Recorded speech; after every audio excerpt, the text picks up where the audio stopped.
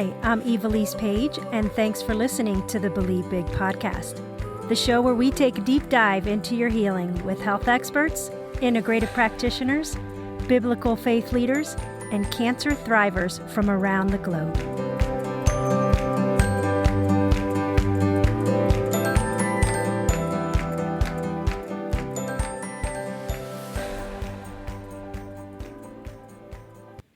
Welcome to today's episode on the Believe Big podcast. My name is Evilise Page, and it's an honor to spend this time with you.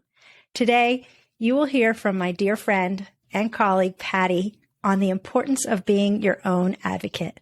Patty Buddemeyer is our incredible Believe Big patient advocate team leader who has such a heart for the patients and families that reach out to us each day.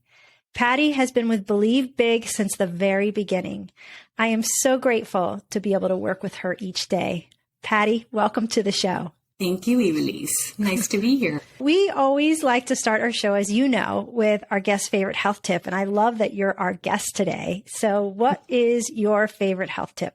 It's one that I feel like I've learned recently in the last 2 years, that vitamin D is really, I knew it was important, but to the levels that the conventional world think are important are not nearly as high as we really should be having our vitamin D levels be to stay healthy. Yeah, 100%. So many of us are deficient in vitamin D and don't even know it. And I know, especially even with colon cancer, it's one of the indicators, red flags, that you really want to keep those at a normal range. And what conventional medicine is normal range is not what our functional medicine doctors think is normal. I'm glad that you mentioned that tip. Yeah, so I actually had to beg my general practitioner to even put vitamin D on my blood work. And she's like, well, you'll have to pay for it. And I'm like, I don't care. I want to know. See, you're being your own advocate, even for yourself. I love it.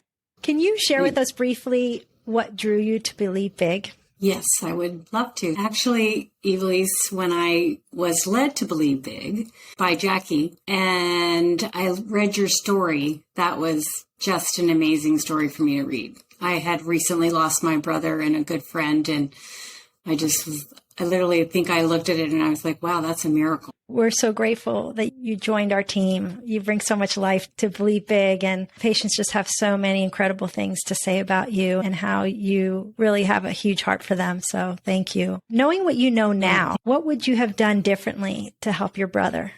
I would have definitely told him about mistletoe. I would have told him he needed to change his diet and just gotten him to see the right people, and coulda, woulda, shoulda. Wish we could have. Didn't know you then. Didn't know about Believe Big hadn't started yet. It actually started. He died right before you guys started in June of 2011. Yeah. I feel like you're paying it forward now on his behalf to so many who have come after him with the same diagnosis, and you've helped hundreds and hundreds of patients throughout the years. So I know that your brother would be so pleased to hear how you're giving back so that other families don't experience what your family has. Yeah, thanks.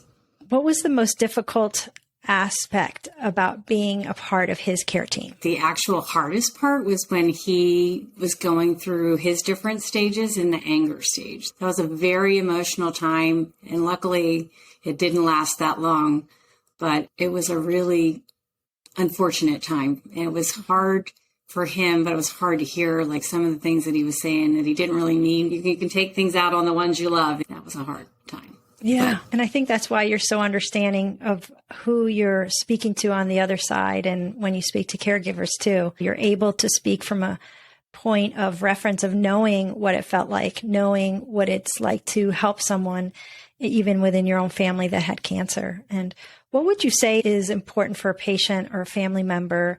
Why is it important for them to be their own advocate? It's so important. When you're diagnosed and you have so many things coming your way, and that's overwhelming. First of all, I think it's hard sometimes for people to be their own advocate, but I think you have to really trust in your gut intuition on a lot of it, and don't let people sway you from how you feel. And that includes the doctors. One of the things that I always loved about your doctor, Dr. Diaz, that I always remember that he was interviewed on a local television station, and he said, I guess it was just in response to about why he's doing this with mistletoe therapy or whatever. And he says, as doctors, we can't be so arrogant to think that we know it all because people are still dying. And that was such a humble thing for him to say. And I just loved it because I've been in the position where I've been sitting there and actually felt bullied at the mention of mistletoe to the particular doctor that we were seeing, my dad was seeing at the time. Yeah. I know that you dealt with your dad's cancer as well. So what is your best advice for someone who wants to pursue a more natural approach that includes mistletoe therapy and they're getting pushback from their conventional oncologist? You have to be strong. And I will tell you that one of the things that if you really arm yourself with knowledge on it, the old knowledge is power. But I mean, here I was being around this for so long, and I still got intimidated. And it wasn't until I didn't say anything at first, but when I went back, I took our questions to ask the oncologist, and that really helps you feel like you're coming from a place of power, just from the point of you forget what to ask. And when you have those questions in front of you, I mean, I just picked and chose the questions that I wanted to ask. And as I was asking, they stopped me and he's like, "Are you a nurse?" I just started laughing and going, "No, I'm not a nurse." But that was really helpful for one, to get answers to the questions that we wanted and to be knowledgeable enough to ask. And then when I did bring up mistletoe, the light bulb went off in my head going, "Oh my goodness," because of his reaction. It was such a strong reaction to me just mentioning it, that I was so surprised. But then I was also like, oh my goodness, this is why so many people might start and come and talk to us, but then they don't come back because they probably had this situation. I finally just put my hand up to the doctor and said, "You need to stop. You need to stop because you don't know who you're talking to." Good and for you.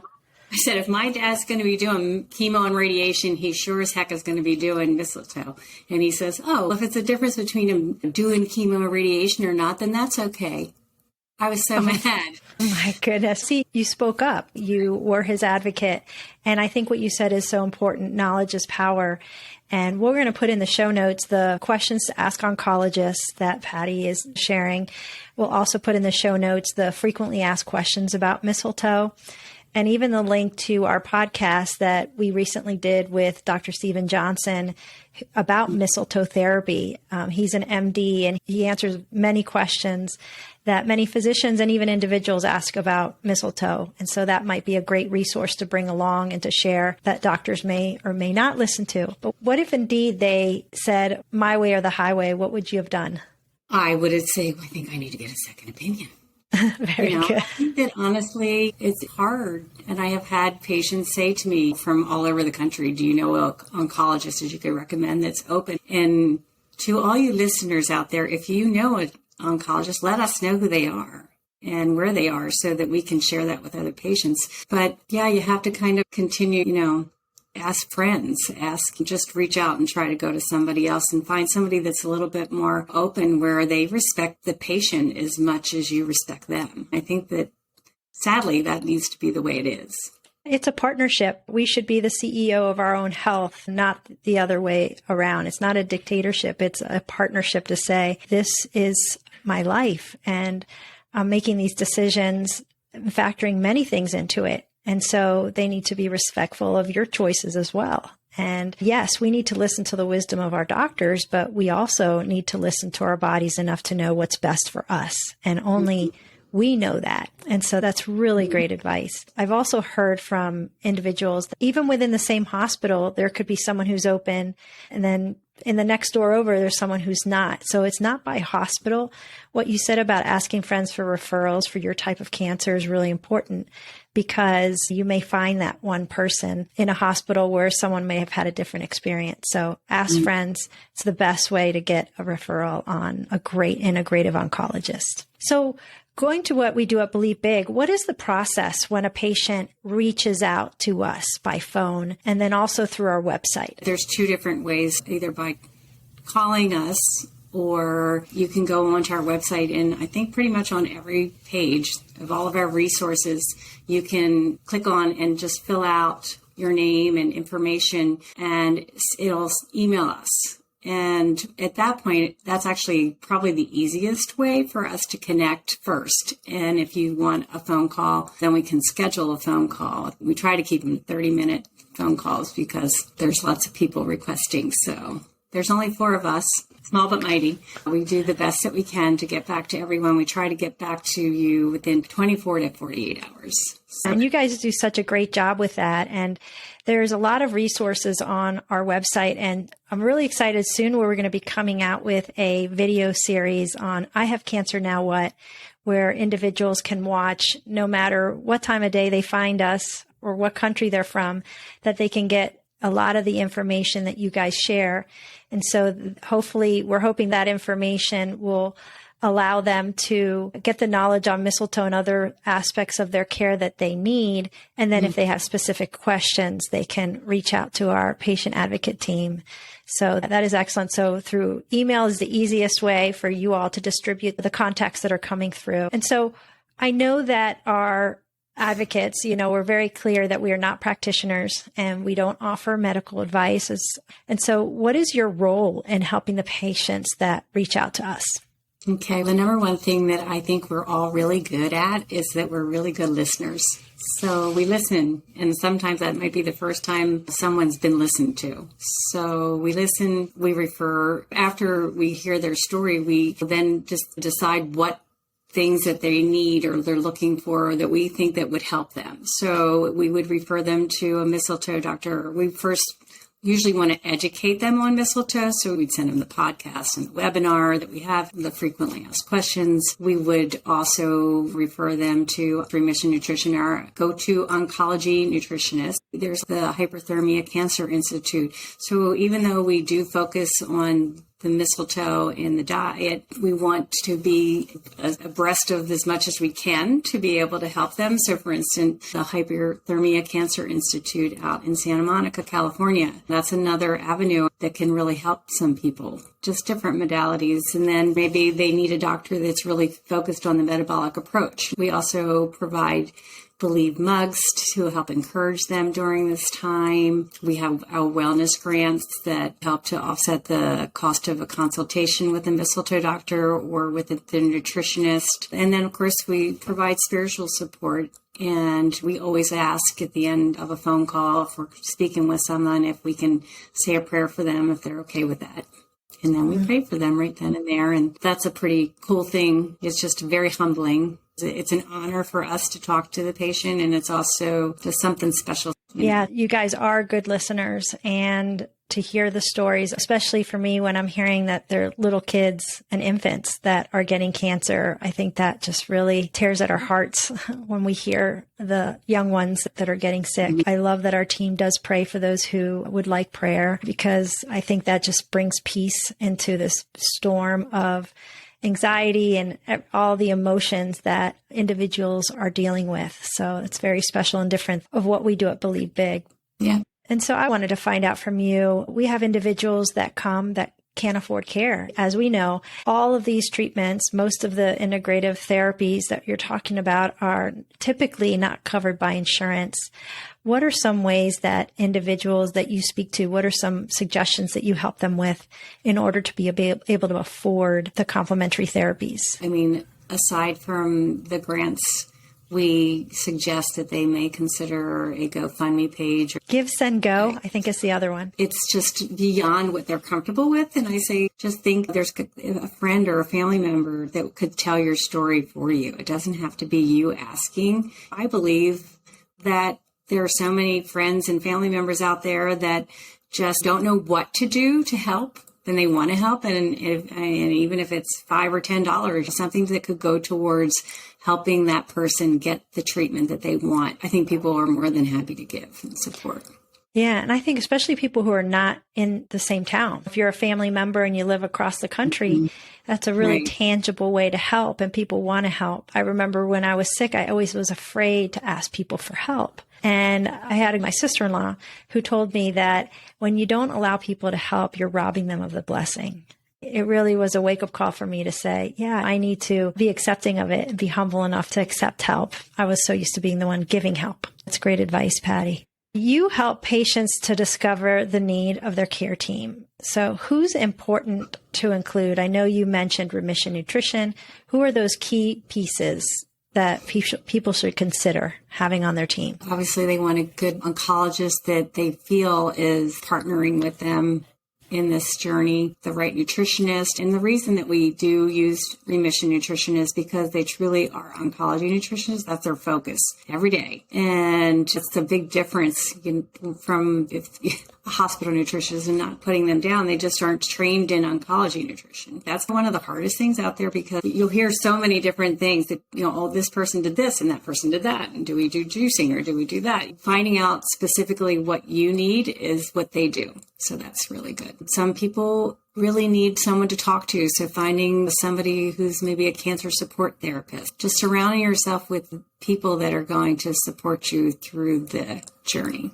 Yeah. And so you mentioned it with the setting up the GoFundMe page and other things. What are some things that people who are listening who have a loved one or someone they know with cancer, what are some tangible things they can do to help? So important to support them, to listen to what they need, ask them what they need. What can they do for them? Probably from that standpoint, you're going to get those people that go, I'm fine, you don't need to do anything. Sometimes just trying to take their mind off it, do something normal, play games, do things that are fun, make them laugh. Laughing, as we always say, is one of the best things that we can do just to stay positive and help them. And if they want to do more of the non-conventional, then support them, don't fight them. They don't need to be stressed out and they don't need to have people fighting against what their wishes are. That's really good advice. I also had individuals who helped with rides, helped with laundry. I mean, simple, basic household tasks because Jimmy was trying to do so much. I've heard of people who buy organic produce for patients so that they can do the juicing and the smoothies that the oncology nutrition recommends.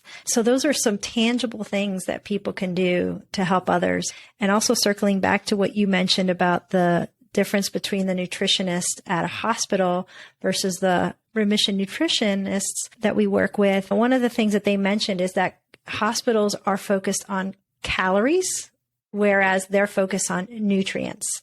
What can they do to make the body heal and be better?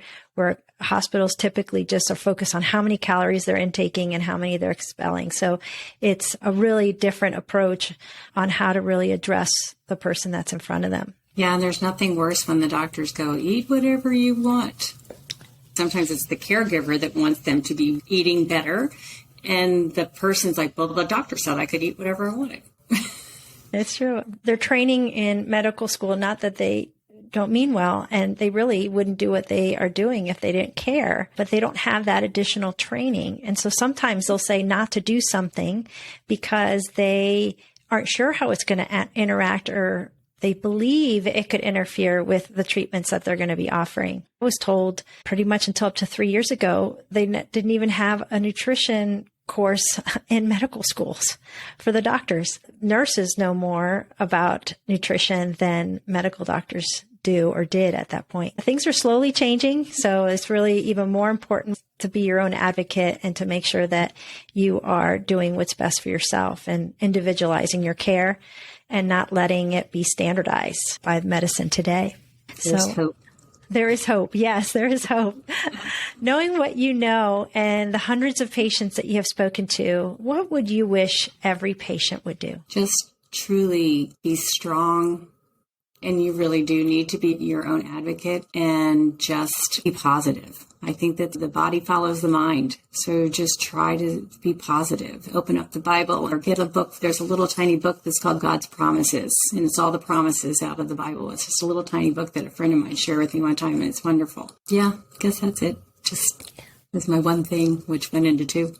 I love those. It's so true. I think that all these things that you've shared today on the show is so important for people to focus in on, hopefully at the beginning of their care and not trying to backtrack once things have gotten rolling. Is there anything that I haven't asked you that you feel would be important for someone who's listening to know? I guess just be open. We actually just lost a best friend yesterday, and that person wouldn't listen to anything I had to say. Oh. It wasn't open at all. So just to be open, there are other things out there. And yes, the conventional, do whatever you want to do, but I just can't understand sometimes, why wouldn't you do whatever you could do? Why wouldn't you put all these things into your basket that you could possibly help cure yourself? I agree. I feel like it's important not to leave any stone unturned. And I think that fear plays a huge part. And we really need to trust ourselves, trust our gut to know what's right for us and be open. I love that. It's so true. Be curious. Ask questions. Right. So I think that all of those things are important along this journey, along with the gratitude and the prayers and everything else that you said that helps your body to heal. So, well, thank you, Patty, so much for taking time to speak with us today and for all that you do for the patients every day at Believe Big. We're so grateful for you. Thank you. I appreciate it and happy to do it.